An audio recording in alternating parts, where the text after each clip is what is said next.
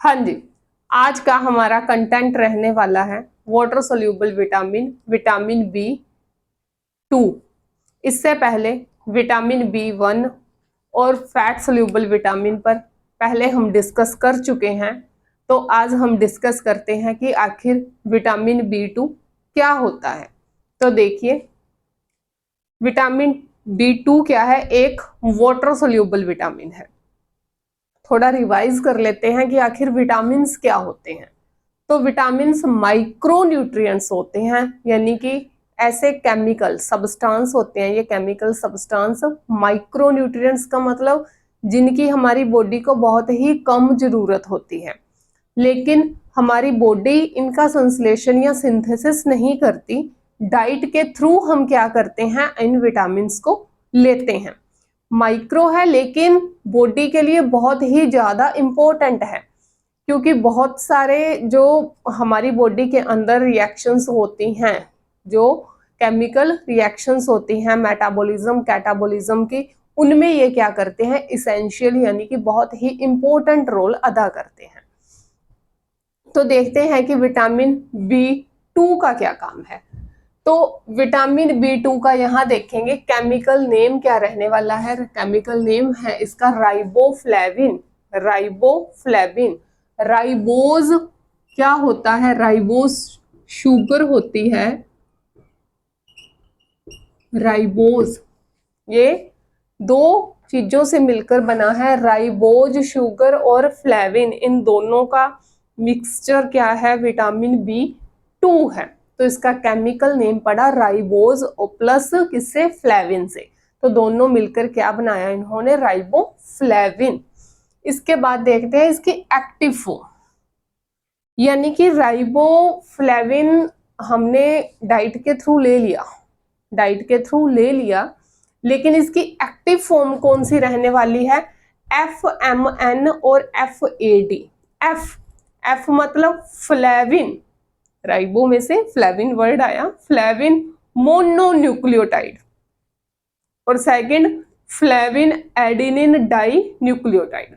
FAD और FMN ये दोनों ही क्या है? एक को एंजाइम का काम करते हैं।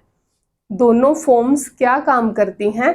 ये दोनों की दोनों फॉर्म्स को एंजाइम का काम करती हैं। अब को एंजाइम्स क्या होते हैं? को एंजाइम्स जो दूसरे एंजाइम्स की हेल्प करते हैं। बॉडी के अंदर जो फंक्शन हो रहे हैं या जो रिएक्शंस हो रही हैं, उन्हें करवाने में ये क्या करेगा? हेल्प करेगा। लेकिन किस फॉर्म में करेगा?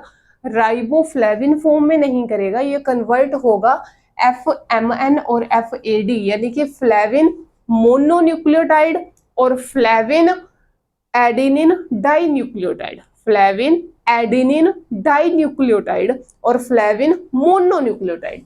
मोनो यानी कि अकेला रहेगा ये, मोनोन्यूक्लियोटाइड एक न्यूक्लियर बॉन्ड रहता है, और इसमें क्या है? डाई, दो बॉन्ड रहते हैं। तो ये क्या करता है? FNMN फ्लेविन मोनोन्यूक्लियोटाइड और फ्लेविन एडेनिन डाई न्यूक्लियोटाइड, ये दोनों राइबोफ्लेविन की एक्टिव फॉर्म्स रहती हैं, और इन्हीं फॉर्म्स में ये क्या करता है? को एंजाइम की तरह वर्क करता है। अब देखते हैं इसके सोर्सेस कौन कौन से रहते हैं। सोर्सेस वाटर सोल्यूबल विटामिन है, तो जितनी भी, एक तो ग्रीन लीफी वेजिटेबल्स रहेंगी और सीरियल्स रहेंगे, यानी कि जो अनाज होते हैं उनमें ये प्रेजेंट होते ही होते हैं। Vitamin, water soluble vitamin cereals और ग्रीन लीफी वेजिटेबल्स में प्रेजेंट रहते हैं। इसके अलावा देखिए kidney, liver, milk. Kidney liver किसका? जो एनिमल्स के होते हैं, किडनी और लीवर, उनमें प्रेजेंट रहता है। क्यों? क्योंकि जो विटामिन B2 है इसका एब्जॉर्प्शन ही कहाँ होता है? ज्यादा स्मॉल इंटेस्टाइन में होता है। स्मॉल इंटेस्टाइन में इसका एब्जॉर्प्शन होगा, और ये हमें ज्यादा कहाँ मिलेगा? किडनी और लीवर के अंदर, क्योंकि वाटर सोल्यूबल विटामिन है तो ज्यादा अमाउंट इसकी यूरिन के थ्रू क्या हो जाती है? बॉडी से बाहर निकल जाती है। स्मॉल अमाउंट में ये क्या है? बॉडी के अंदर स्टोर रहता है, हमारी बॉडी के जो टिश्यूज हैं उनमें इसका एब्जॉर्प्शन और स्टोरेज होती है। तो ये मिलेगा कहाँ कहाँ से, एक तो एनिमल्स जो किडनी रहेगी, लीवर, उनसे, मिल्क से मिलेगा, एग से मिलेगा, जो ग्रीन वेजिटेबल्स रहेंगी उनमें, ग्रेन यानी कि जो सीरियल्स, अनाज हो गए, गेहूं अनाज वगैरह हो गए जितने भी, उनमें मिलेगा। जर्मिनेटेड सीड्स मतलब अंकुरित जो बीज होते हैं जिन्हें अंकुरित कर लिया जाता है, उनसे ये मिलता है। इसके अलावा जैसे कि फ्रूट्स में देखें तो शक्करकंदी हो गई, जो जड़ों वाले जो फ्रूट्स रहते हैं उनमें ये क्या है, पाया जाता है। इसके बाद देखते हैं इसके फंक्शन क्या क्या रहते हैं। फंक्शंस में देखिए तो फर्स्ट वन तो वही कि ये क्या करता है, को एंजाइम की तरह ये वर्क करता है। किस फॉर्म में, अपनी एक्टिव फॉर्म में आके ये क्या करेगा, को एंजाइम की तरह काम करेगा, दूसरे एंजाइम्स को सहायता प्रदान करेगा, और वो क्या करेंगे, मेटाबॉलिज्म और कैटाबॉलिज्म में अपने कैटाबॉलिज्म और मेटाबॉलिज्म को एक्टिवली कर पाएंगे। इसके बाद है ये मेटाबॉलिज्म करवाता है कार्बोहाइड्रेट, फैट और प्रोटीन, तीनों के ही मेटाबॉलिज्म में हेल्प करता है, क्योंकि ये क्या है, को एंजाइम है।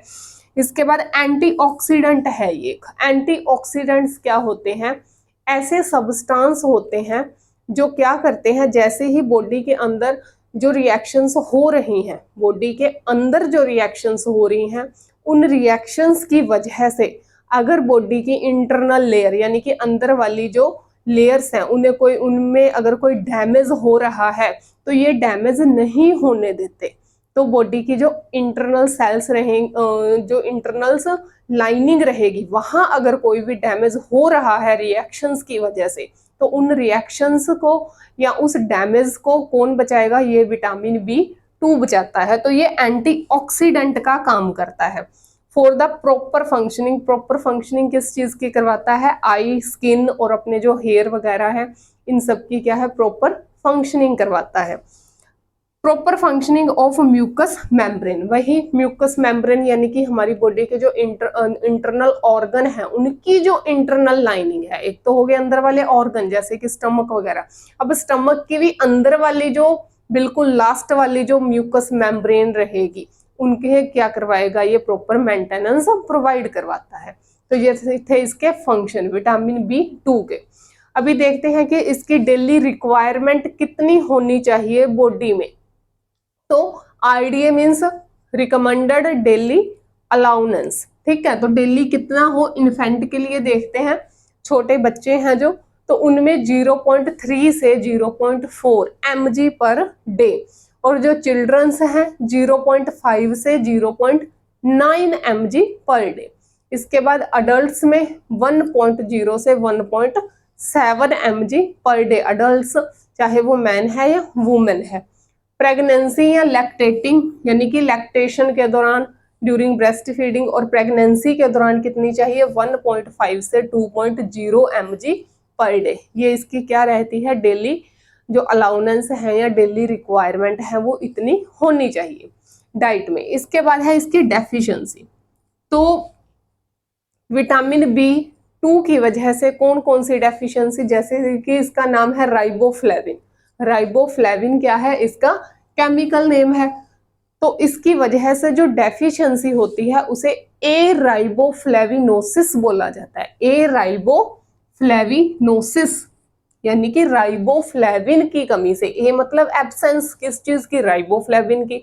अगर राइबोफ्लेविन की एब्सेंस हो गई, बॉडी में कमी हो गई, तो क्या होगा, ए राइबोफ्लेविनोसिस होगा। तो इसके अंदर ए राइबोफ्लेविनोसिस के अंदर क्या क्या आता है, कौन कौन से सिम्टम्स इंक्लूड रहते हैं। फर्स्ट वन रहता है इसमें angular stomatitis. Angular stomatitis, stomatitis का मतलब होता है हमारे माउथ का क्या हो जाना, इन्फ्लामेशन हो जाना, उसमें कट वगैरह लग जाने या उसमें छाले पड़ जाने, तो इन्फ्लामेशन हो जाना माउथ का, स्टोमेटाइटिस। एंगुलर, एंगुलर का मतलब क्या होता है, किनारे, जो हमारा मुंह है उसके दोनों तरफ के जो किनारे हैं वहां क्या हो जाएगा, इन्फ्लामेशन हो जाएगा। अनदर नेम इसका चिलोसिस, चिलोसिस भी बोलते हैं इसे। इसके अलावा सेकंड रहता है ग्लोसाइटिस, यानी कि हमारी जो टंग है उसमें इन्फ्लामेशन। ग्लोसाइट, स्टोमेटाइटिस हो गया माउथ का इन्फ्लामेशन, और ग्लोसाइटिस हो गया टंग का इन्फ्लामेशन, तो हमारी जो जीभ है उसमें क्या हो जाता है, इन्फ्लामेशन हो जाता है। नेक्स्ट है डर्मेटाइटिस, ये होता है स्किन का इन्फ्लामेशन, जो स्किन है उसमें क्या हो जाएगा, इन्फ्लामेशन हो जाएगा। तो ये जो सिम्टम्स रहेंगे ये किसके अंदर आएंगे, ए राइबोफ्लेविनोसिस के अंदर आएंगे। तो ये था छोटा सा टॉपिक राइबोफ्लेविन या water soluble vitamin B2। Thank you so much.